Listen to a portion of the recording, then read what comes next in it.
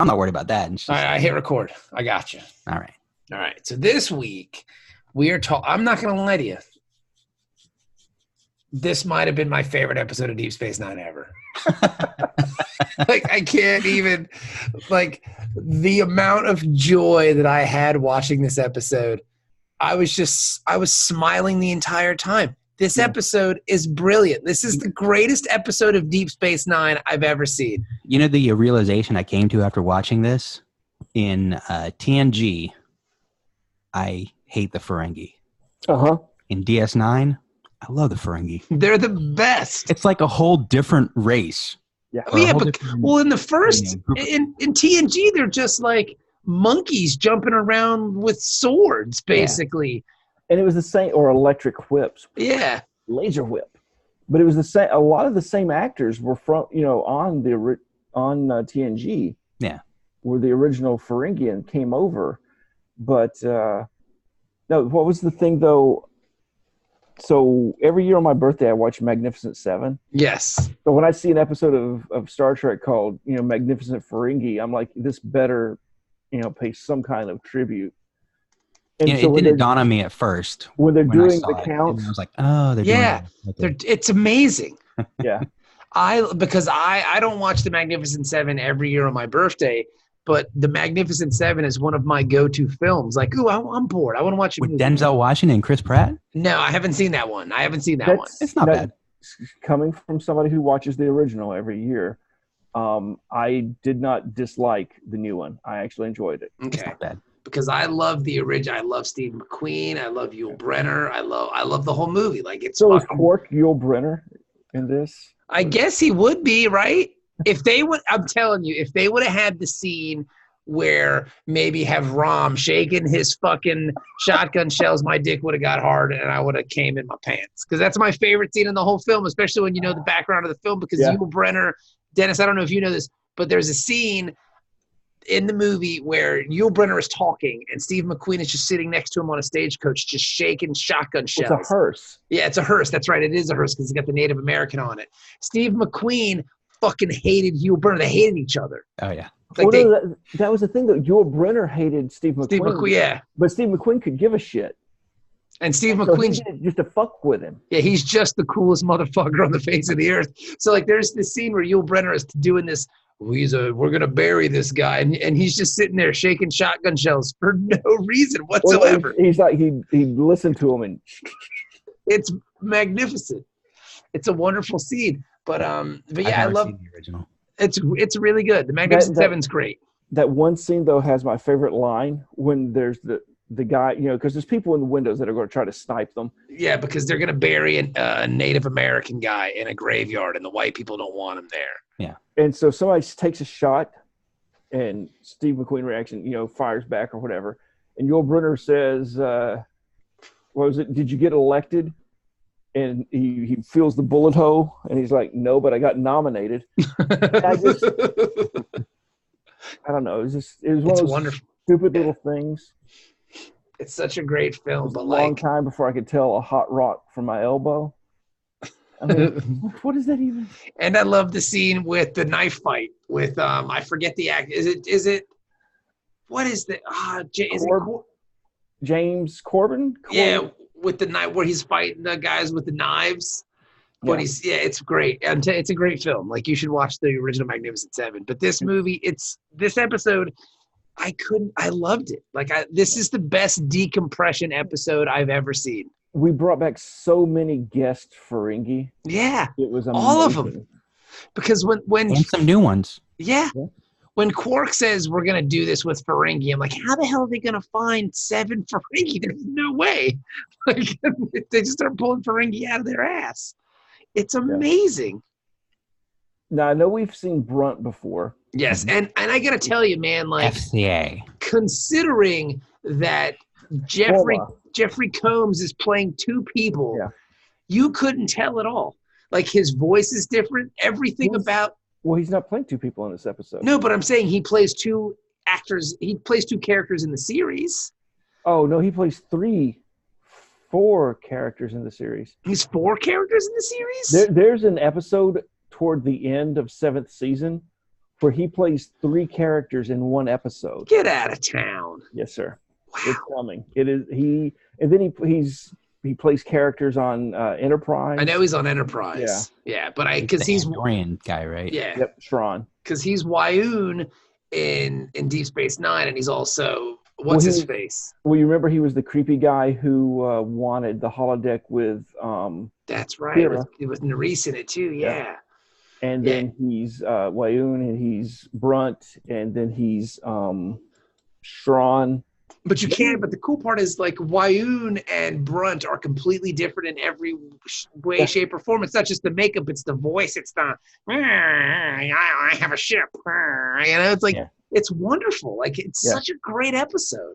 The guy's a great actor. He is, and the whole episode it's just so wonderfully paced and fun. And man, if you can't enjoy this episode, just get out of the Star Trek business. Like, there's no reason for you to like this show. It's perfect.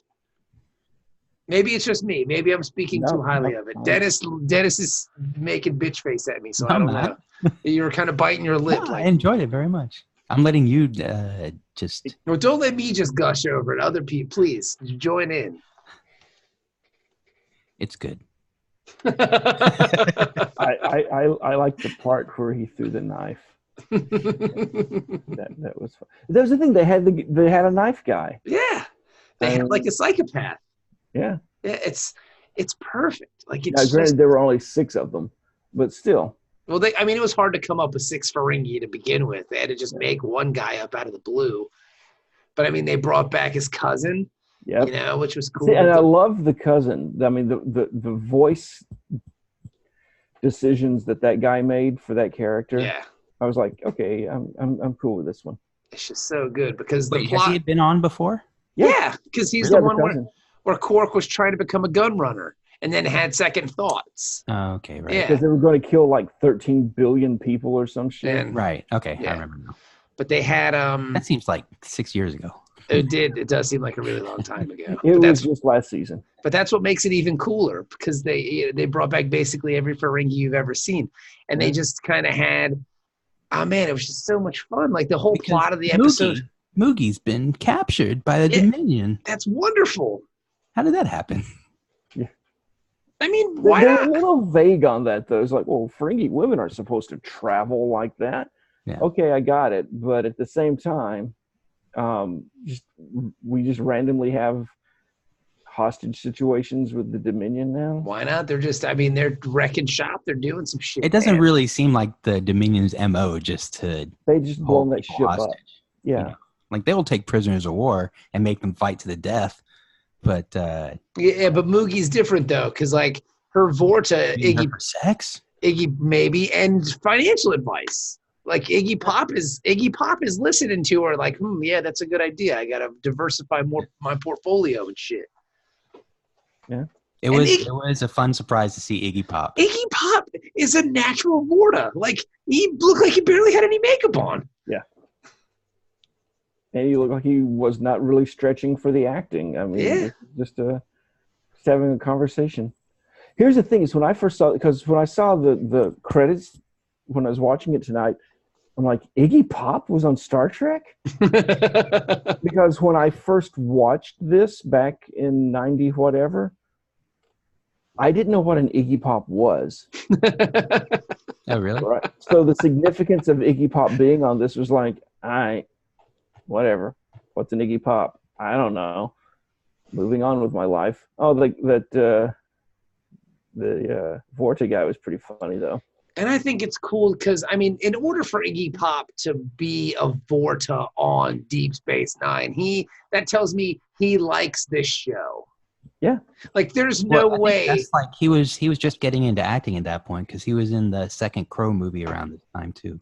Yeah, but I mean, like, what a random character to be, though. Like, he's got to be a Star Trek fan in some capacity to want to fucking play a Vorta. The guy from Fleetwood Mac, right? Well, 2 people from Fleetwood Mac were on there.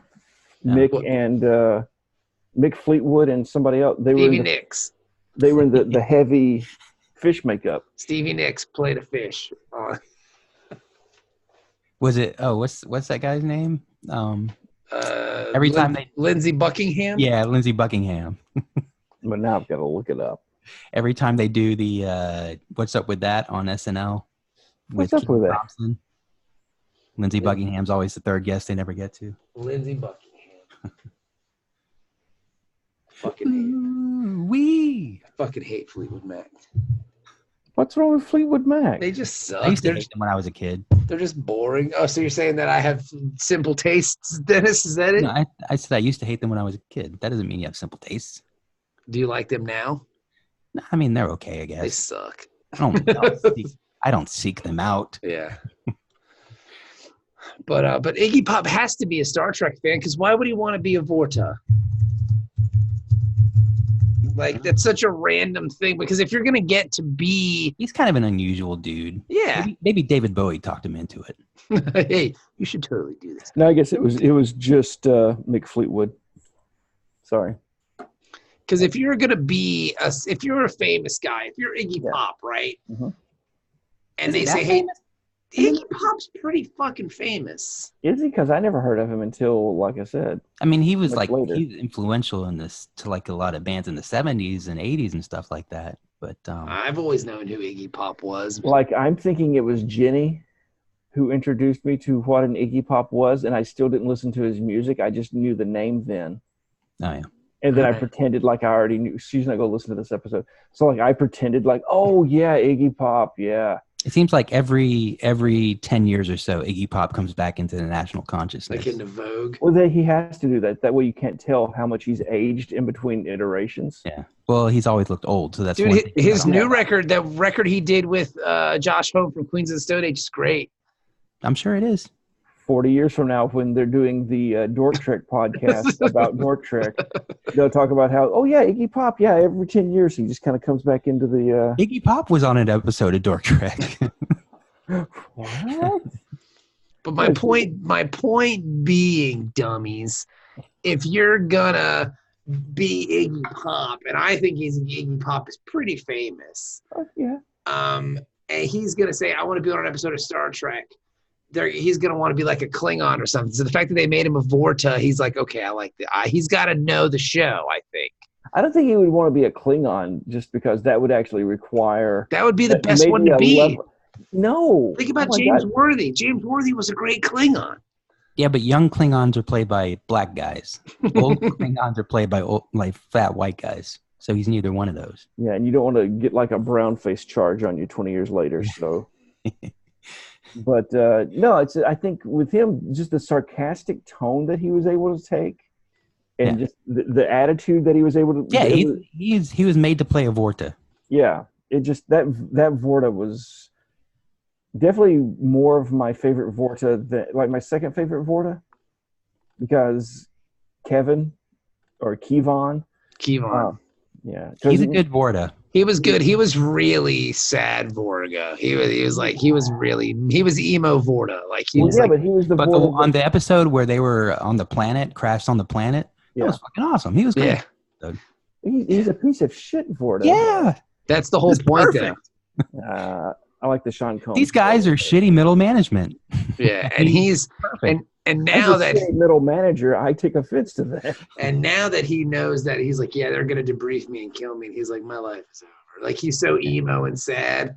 Like he's just the best. He's like Hot Topic Vorta, dude. It's awesome. I hate the Ferengi. Everything about this episode just rules, because they get together and they say, okay, look, we're going to rescue her. We're going to make like a fucking strike team and get in there. But then they realize this is a terrible plan. And they should have kind of realized that from the jump off. Yeah. So then they decide like, okay, we're going to negotiate, because that's what we do. We're negotiators. So they take Vorta Kevon, not to be confused as the other guy from Good Burger. And they say, look, we're going to switch them. You're going to give us Boogie and we're going to give you fucking Good Burger, and everybody will be happy. Yeah. And it's such a brilliant idea. How did Starfleet like sign off on this? It was payback for saving Kira. Yeah, that's what they said. Yeah, because he saved Kira from certain death, remember? Oh. You know? I see. Yeah, and so it works. it all worked out at the end because you do a Vorta for they give you a Vorta and you bring one back. Yeah, and you get Iggy Pop Vorta, and he can sing all of his That's hot songs. a better Vorta. Yeah. And plus it's a fresh Vorta. Yeah. Because they've already got all the information out of that. Yeah. So now, of course Iggy Pop's going to sing. Let's see, because it's play on words. It's like so wonderful. Like, this episode's just so good. You know what's disgusting, though? If you try to do a Google search for Iggy Pop, if you put in Iggy, he's not the first Iggy that comes up. Oh, Iggy Azalea? Yeah. Gross. It's really disappointing. Well, it's, She hasn't even been relevant for like 8 years. Yeah, so Iggy Pop has been around for 1,000 years. He comes back every 10 years. Maybe she'll start doing that. Maybe she'll be on an episode of Discovery.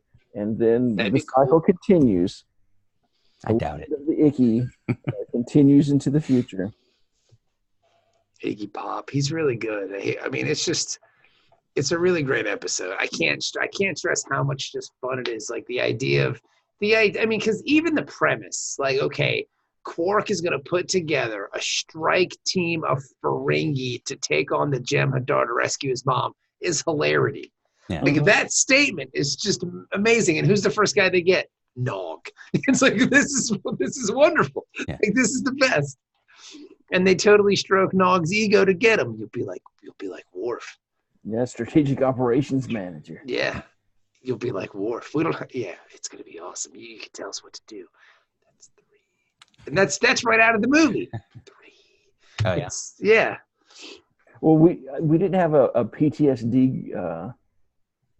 Yeah, you're right. We didn't have, what's his name? Robert Vaughn. Robert Vaughn. We needed a Robert also Vaughn. Of the A-Team. Yes, also. No, Robert Vaughn wasn't on the A-Team. Absolutely, he was on the A-Team. No. Robert Vaughn? Sir. Yeah, he was the guy who was in charge of the A-Team. No. Missions. Robert Vaughn was on the A-Team? Are you talking about like later seasons of the A-Team? Yeah, after they got captured, they went to prison, they were going to get executed, and he helped fake their deaths so that now their record would be clear and the military wouldn't be chasing them anymore.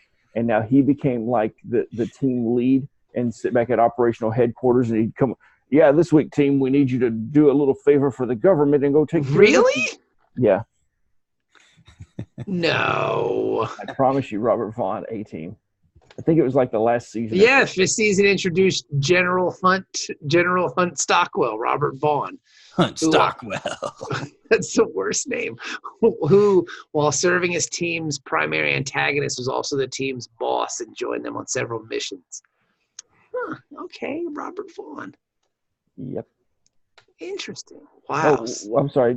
Was that a shark? I couldn't tell. Somebody just jumped it. Yeah, like that's so weird. Like I can't believe Hannibal was cool with that. Yeah, bring in Robert Vaughn. I'm cool with that. Yeah. Wow. So George Peppard is not enough. Now we got to get some other old white guy. Like, or bring on Robert Vaughn. If that doesn't work, bring me Robert Goulet.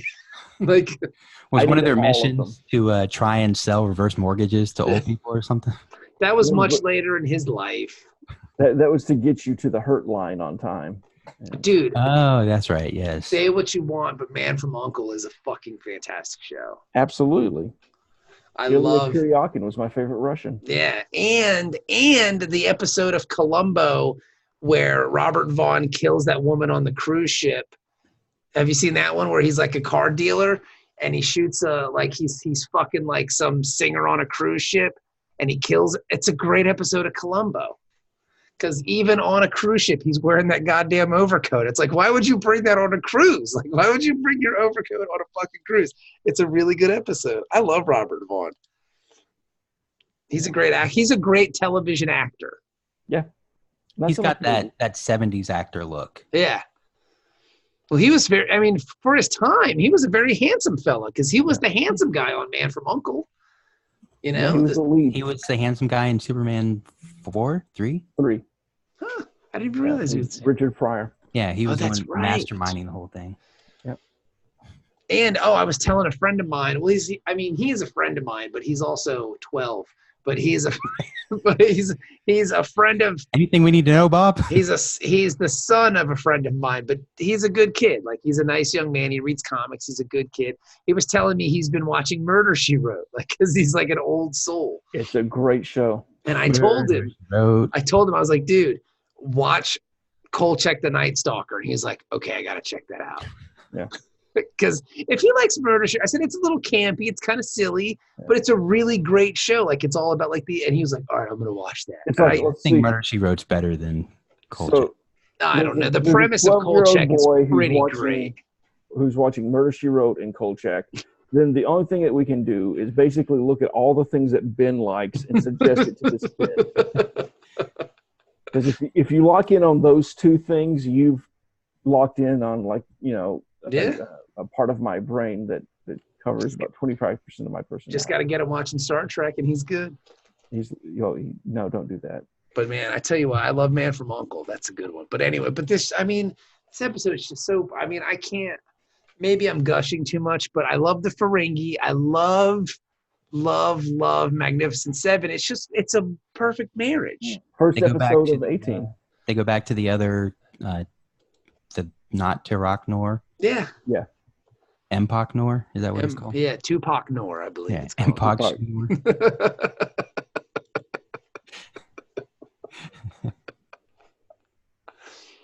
Like, there's just so many fun callbacks on this episode, and then... That's why I fucked your worm for you, fat motherfucker. Oh, my God. Now, there was a new actress playing Moogie, though. Was there? Really? Wasn't it? Because I thought the original Moogie was the actor not recast my Moogie. SCTV. And then this Moogie was a new Moogie. And Get out of town. I want to say yes. Doesn't see. How fast can Dennis Google this? Adams portrayed the reoccurring character of Moogie. She had 4 of her 5 appearances were on Deep Space Nine, replacing Andrea Martin. You're correct, yeah. Oh, the very first Moogie was different, but yeah, I think the last couple have been the same. Andrea Martin. Yep, she's from SCTV, yeah. Cicely Adams was the one. Cicely Tyson? Cicely Adams. Some good makeup. But, would she get in trouble for being in whiteface? Oh man. What? Moogie died. Well, that was the woman who played Moogie? Yeah. Cicely Adams. She was young too. She's 46 years old. To quote Manny Fresh, we all gotta go somewhere. Well, Andrea Martin is still around. Well, maybe it's the curse of Moogie. And she was born in Jamaica, Queens. I wonder if she knew my mom. My mom grew up there. Around the same time, they're contemporaries. I'll ask my mom, Mom, do you know Moogie? I know Moogie. Moogie went to the same school, Moogie and I. Moogie's a good dog. I miss Moogie. But yeah, dude, I mean, I can't say enough about how wonderful this episode is. Absolutely. It's great. Highly encourage everyone to watch it. And Christopher Shea, the guy who plays Kevon, is so good. Because then what ends up happening is like they kill him. Yeah. They kill him on accident because they work everything out. This whole thing is gonna fly, and you're like, wow, I can't believe this is gonna work, but something's gotta happen. Like, how are they gonna fuck this up? And then of course, your boy fucking Rom admits that, oh man, it was 50 gold platinum, not 20. So then everybody gets mad, and there's the uncle, no, the cousin, cousin. Yeah. Should have done this a long time ago. And he goes to shoot him and misses, and he shoots the fucking the Vorta in the chest, and he says, I hate Ferengi. It's just so like the jokes are good. With the contempt that Garfield hates money. Yeah. It's like it's wonderful. Like, it's so lighthearted, but it doesn't feel like a throwaway episode, if that makes sense. Well, see, you're going to have lightheartedness anytime Ferengi are involved. Oh, of course. I mean, you can't have a dark episode, or at least not too dark, if it's an all Ferengi cast. And it's an all Ferengi cast. And think about the one scene, I know it's in the very beginning of the episode where Nog and where Rom and Quark are just going through the Jeffries tubes of the station. They're just, and you're like, where the fuck are they going? What are they doing? And they just end up in Cisco's office, and like, can I help you? It's just like, that's wonderful. I was long-term at Albuquerque. I was mad that he appeared again in the episode, because if that would have been his only appearance, it would have been fucking great. I was hoping. I was sitting there like, oh, please don't come back. I need that to be I got my check this week. Because it was fucking hilarious. He just looks over, can I help you? And he's like, oh, I made a wrong turn or something. I was following you. And then he closes the door and that's it. And it's fucking brilliant. Now, the best thing about that scene for me, though, was that it reminded me how cheap this show was. Because that was when DS9 came out, and I guess TNG to a degree, but DS9, it really would show sometimes because they would use like real world stuff to and then just like paint it up or whatever. Like, and they would use like monitors with like Macintosh, so you'd have like the Chicago font or something, and I'm like, wait, that's the default Mac font. What are you? They use Macs in the future. This is awesome. But the models in his office were the models that were in my bedroom because they were just like straight up. The ones from your bedroom? Yeah, they came to my house. It was like, dude, what the fuck? They came through the Jeffries tubes and just yoink. No, but so it was. They had like a Miranda class, and the other one, but they were just like the Erdl go to the hobby shop and just pick them up. And they were Star Trek Star Trek models that you could get at the stores. I've always wanted to try to build models, but I just suck at it. Like I remember I went through a phase and I built a fucking bird of prey, and it was the hardest thing ever because the fucking neck on the bird of prey is too long and it would always sag. Just well, that's the thing because I've built probably 4 Constitution classes, and those goddamn nacelles, getting those, they just lean. Well, they either go out of sync like this, right? Your hand, it's mesmerizing. You almost had me hypnotized, man. I would have been your slave. Save your money. Patreon. Send us cash. Yes, master. Buy up at the $20 level. It's like that scene. It's like that scene in fucking Ed Wood where he just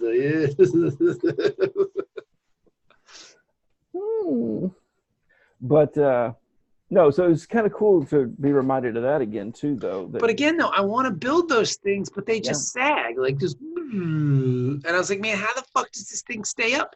Because they put. I remember for the old. That's what she said. Hey now, for the old bird of prey, they put the base under the body of it, and the neck just hangs there, and the glue's not powerful enough to keep the neck up. Ooh. I guess I got to talk dirty to it. That was the thing. Like with the Miranda class, I did the USS Reliant model, and for that one, that was the best model I ever had because my friend Jeffrey, who was my chief engineer on the Yorktown, we came over. God, there's a couple. Now wait a second. Did you make him the engineer because his name was Jeffrey, and so he can go in the Jeffrey tubes? No. Or because he got your model working right. No, no, because each of us had like in high school like different strengths, and he was always the strongest in math and physics, and then he went on to get his doctorate, so he's like stupid level smart. And then do you still speak to this fellow? Oh yeah, we usually talk about once or twice a week. Get out of town. Yeah, he calls me up and we'll chat on like whatever. Still on the Yorktown? No, he lives in Nashville now. No. But then got transferred. Our friend Michelle was going to go into nursing school after high school, so she became the chief medical officer. All right. Jennifer was this like really tough goth girl that, not goth, more like nihilist, or is it nihilist? I don't know. Nihilist works. Okay, so she was that late 80s nihilism thing. Big Lebowski type nihilism. Kinda, but less German. So she was our chief of security because she could beat any of us up. All right. She was like totally hot. And then like left over though were me and Jay, my best friend from high school. So you got to be the kid. Well, we didn't really have any skills. So we flipped a coin for XO and CO. You're good at golf. Well, now, but not in high school. That's a captain's job, golf. Again, that's XO-CO position right there. You got to golf. That's true. But, yeah. So that was, so Jeffrey, when he helped me build the Reliant, he taught me the trick because the balance was wrong just on those with the Miranda class, that they were front heavy. Right? Okay. So what you do is you could take and get little bags of sand Like a bag of sand. Yeah, you just get like. Yeah. I'd get my friend Mark's little dime bags. You'd put the sand in them and put them in the cells. And since the cells were hollow, you'd weight it back, and so it would keep it. That's a really good idea. Positioned correctly. Okay. So real model makers, they know this because he was always making like jets and tanks and shit. So a Starship was easy for him. But so here we are, dummies who just want to do it because we like Star Trek and think it looks cool. Like we're just stupid idiots. Have you seen some of the YouTube videos about the guys who build these things now? No. And that you can get like the add-on. You buy the link me, bruh. You buy the model kit, and then they sell these third-party kits that are like the interior of the shuttle bay. Oh, that's cool. And so they have like tiny shuttles, and they have like the people walking around, and you paint their uniforms and stuff. I couldn't do that. They have like entire LED. That sounds awesome. Well, my whole thing is like, look, I don't have the time, skill, or patience to do that. But if you want $500 and make me one real nice, yeah, I'll take the finished product. Yeah, if you're getting the thrill of making it, and I'm going to give you cash. And see, I'll put it on all the things we can look forward to when we're retired, though, when we finally have time and crippling arthritis to prevent us from making. Are we going to get to retire? Well, I mean, my mom's husband does like model trains and stuff, and he's really good at painting all that shit. Yeah. Like I've always wanted to paint minis, like D&D minis, but I just don't have the coordination or the wherewithal or the time nor patience to do it. But I've always wanted to try. But I know this sounds dumb, but I'm afraid to try and suck at it. Do you know what I do to have fun now with my free time? I take pages of like documents, and this isn't work related. This is like articles, and I edit them. I get bored at work, and so when I come home, I will have like sent links to me, the things that have come across my phone during the day, and then I put them into a Word document, and then I just go through and fix the formatting. That's fun. And no, that's not. That's a psychological problem. That's. You need to get. Why do you have to fix the world, Ben? Why do you have this need? Well, and then who do I send this to? I literally have drives full of these edited things that, and it's got the links back to the original, and I've got like send it back to them. Yeah, I'll fix this for you. Here you go. Well, but don't I come across as like some kind of ableist, elitist asshole if I do that? Yeah. No, you know what you got to do. That's the whole point.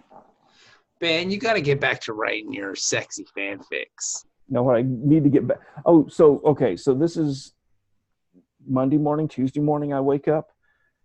So I'm at my creative writing class. And you go to a creative writing class. So we're sitting there, and the mailman runs, and I had a letter that I guess came to the class's address, and so the teacher's handing out some of the mail or whatever, and I got mine, and I open up, and it's my fucking royalty check for my book, and it was $630,139. $630,139. Is this a dream? Yes. And so I'm like, fuck. And then my teacher's like, oh wow, you probably need to get a financial advisor. And I'm like, no shit. And so I'm thinking about that, and they're like, oh, so you thinking about doing a sequel? And I'm like, well, I don't know if I want to do a sequel or if I just want to do a second book and, like move on, start fresh. And so I'm spending the rest of the day thinking about what I'm going to do for my second book on the way to the bank to put the $630,000 in the bank. And then I decide to come home, and I put the check on my nightstand, and I take a nap because I'm kind of tired after class. And I wake up, and the fucking check's gone. And then I'm looking around, and I'm like, fuck, that was all a dream. And damn it. So now the money's gone. And then I spent all that day, though, thinking about my second book instead of like reviewing what I had written in that first book that got me fucking $630,000. This is very complicated. This is a very complicated dream. Exactly. That's when it's just like, oh my god. But I like it. It's it's painful. And I want you to be happy. So if it works, then. Well, I'm happy if I get the actual book. I mean, but no, I'm working on my murder mystery book. I worked on the time travel book. Was it DAW turned down my murder book? It was a sci-fi. Who's DAW? Is it DAW? DAW. What is DAW? You mean IDW? No, IDW is a comic company. No, that's the comic one. I thought it was. I got the nice letter with their logo on it. That's nice. No, but they were nice enough to go, no. Well, do they take unsolicited? Shouldn't you find an agent first? Well, no, they're one of the few publishers that will take unsolicited. Oh, okay. I'll take unsolicited nudes if you guys are interested. But it was... sounds like a solicitation for nudes. Does it, though? But yeah, they're a subsidiary of Penguin Random House. Oh, that's cool. But yeah, they're like a science fiction, speculative fiction. And... well, at least you're still trying. That's fun. Well, yeah, but it kind of hurt me. Sci-fi murder mystery. I mean, of course, though, dude. I mean, that's what it is. Yeah. So it fucking sucks. I'm still polishing up the time travel one, and I'll probably send that to them and see if, It's like, well, how about this one? You just time travel. Fuck, dude. That's all I do. Is just we forgot to send you your check for the first one. What? That's all I do is send out stupid fucking pitches that I know nobody's gonna read. Like my goal as a writer, like people are like, do you want to work for Marvel? Like, what's your Spider-Man idea? And my goal in comics is just to get an email back saying like, no, thank you. Like that's my goal. Like that's all I want. Just an email, just a return email. Like that's it. Well, no, just maybe. Hey, read your pitch, not interested. When they say, hey, we like where you're going with this whole thing, blah, blah, blah, but we're just not interested right now. So that way, at least it acknowledges I read the pitch and I'm not interested. I don't even want that. Then when you see that book come out in a slightly different format in a couple of years, Ben, I don't even like, hey, I helped make that. I don't even want that, Ben. I just would like an email going, yeah, we're okay. Thanks. Okay. Well, I mean, I can send you my letter, which was like, I don't think that's not to me, Ben. Like the way comics works, Ben, you know this. People might not, but like the comics thing is like if you don't hear back from us in a month, consider it no. Yeah. Like that's the way the business works. Like it's like if you don't hear from us, then no. You just wait for nothing. Like you're waiting for nothing. You just need to in your return address put like C. Claremont or N. Adams or something like that. Yeah, I don't even think they fucking get work anymore. Yeah. I think Neil was working on something. Yeah, I don't care. It's been a while. That's what I'm waiting for, though. That's my goal in comics. It's just to like, yeah, no thanks. And I would literally fucking shit my pants, and I would run around my house going, wee. I got it. Somebody told me to fuck off. I mean, I want to get published, but I'd like to be young enough to still enjoy it. No, I don't think it matters because I mean, like, what I didn't. I mean, and the thing is, getting published isn't even all that. Yeah, it matters. It's not even all that cool. I need the adulation. I am fourth. What is it? It's one, twice, thrice. 3 times a lady. That's a great song. That's 3 times that song has come up where somebody was counting and then somebody makes the reference. Yeah. For me. That's a little scary. Thrice times a lady. No, but what are you thrice timing? I'm a quart timing. I'm a quart time published author. Nobody gives a fuck. Like, nobody gives a shit.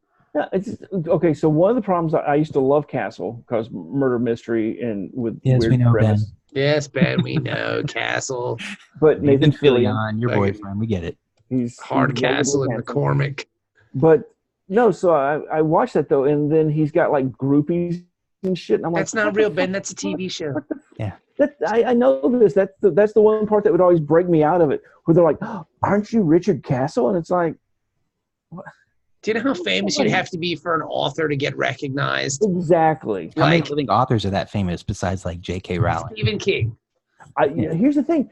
I could be at Town Center. I could go to Barnes & Noble and get a coffee, and there'd be this nice lady with a fake Scottish accent behind me. And it be J.K. and I wouldn't know it was J.K. Rowling. Like, just some older lady with, you would know. I'm sure she would be mobbed. Yeah, she'd be going, hey, do you guys know that Harry Potter's queer? Like, I don't know if you guys know that. Do you know they're all gay? You wouldn't say that. They're all gay. But Ron was always... They send their poop to a poop dimension. They mail their poop to each other and then eat it. But I'm not good at recognizing people. I mean, it's just, Yeah, like there are probably... You recognized LeVar Burton that one time. Immediately. And I almost pissed myself. My wife was saying his new podcast is fantastic. The one where he reads? Yeah, the one where he just reads you short stories. Maybe you could solicit a story to his short story. Ben? Yeah. Try that. I don't know if they take unsolicited stuff, but you might as well try it. Be like, oh, dear best friend LeVar Burton. Send him a copy. You may remember me from when we met in Cherry Hill, New Jersey. Best friends forever. Damn. That's what you said. Are you a liar, LeVar Burton? But you don't have to take my word for it. Do you lie? You liar. But no, anyway. This episode's fucking great. Do you know which way to the bathroom? Well, it's right over there. But you don't have to take my word for it. And then be like, all right, yeah, fine. I just need to piss. Just please move. And then what makes this episode even better, I know we're going to try to corral us back here. It turns into Weekend at Bernie's. Yes. Oh, my God, that was the best part. It's like they heard our podcast a few weeks ago. We talked about people doing Weekends at Bernie's. Oh, my God. Because they discover that if you can get, like with some neural stimulators, they can get what's his name? Kevon? They can get Kevon's body moving. It would have been so great if they had just had the actor from Weekend at Bernie's. Like, for no explanation. Just a guy in a fucking Hawaiian shirt with sunglasses on. Or you better have Kevon with a Hawaiian shirt and sunglasses, and they're like, what's wrong with him? It was so fucking hilarious. And then they managed to get him down the hallway, and he starts running, and like Iggy Pop looks at him, was like, what did they do to him? And which is a really funny line. And then he starts running into the pylon, and then they kill the two guys, and then they escape with Iggy Pop.